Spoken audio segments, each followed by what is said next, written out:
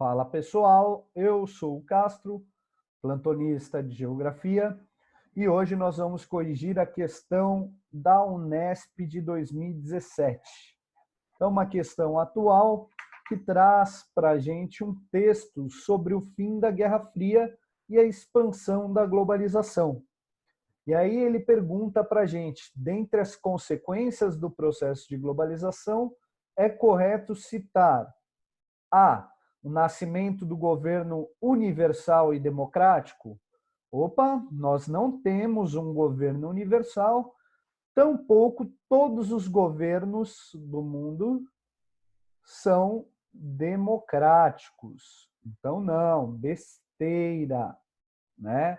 Nós temos países aí que vão ter governos onde eu não tenho uma democracia nos moldes que a gente está acostumado aqui no Brasil, por exemplo, né? Acho que o máximo aí que a gente pode se confundir é nesse governo universal pensar a ONU como um governo universal. Mas não, a ONU é uma organização entre países. Ela influi pouquíssimo na soberania de cada país. São só em casos extremos, como, por exemplo, violação dos direitos humanos e coisas do tipo.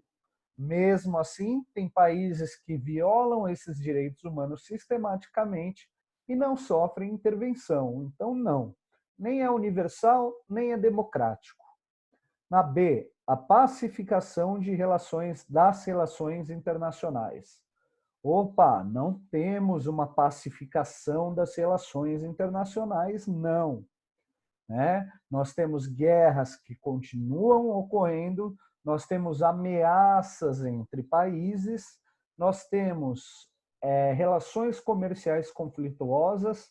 Acho que a questão, por exemplo, dos Estados Unidos confiscar insumos para o tratamento do coronavírus de outros países é um bom exemplo disso, ou mesmo a questão da Arábia Saudita com a Rússia sobre o preço do petróleo.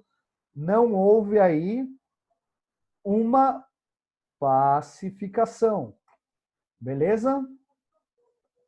Vamos ver a C, o enfraquecimento dos Estados-nações.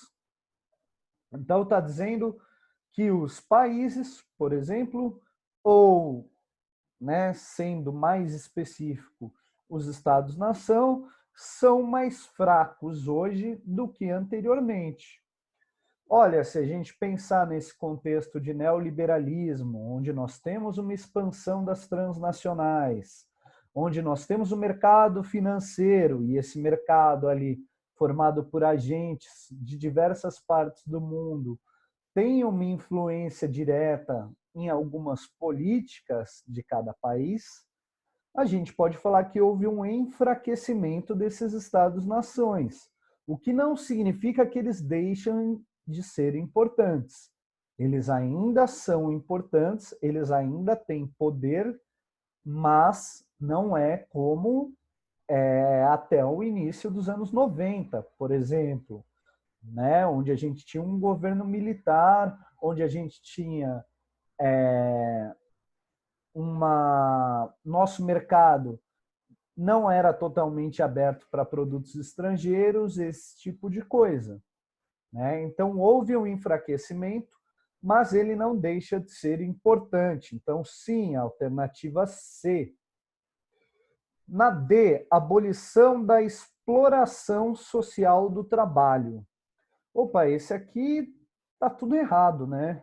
Não houve abolição da exploração social do trabalho. Pelo contrário, né? O que aconteceu é que talvez com os processos de terceirização, nós temos aí uma exploração social do trabalho em diversos territórios do mundo. Então, talvez essa exploração seja um pouco menor ali na Europa do que era anteriormente. Mas os países europeus continuam explorando mão de obra, ou melhor, né, as empresas europeias continuam explorando mão de obra em países periféricos, para onde eles terceirizam parte da sua produção. ou o próprio Estados Unidos que faz isso, ou até as empresas da China que têm feito isso com o Vietnã, por exemplo, esse tipo de coisa. Então, não. E aí ele fala na D de nivelamento econômico. Então, como se os países periféricos e centrais tivessem aí uma economia semelhante. Também não, né? A gente não pode se enganar pensando que, olha, a China está entre as é a segunda maior economia do mundo, então houve um nivelamento. Calma. A China, os BRICS, eles são um fenômeno um pouco à parte.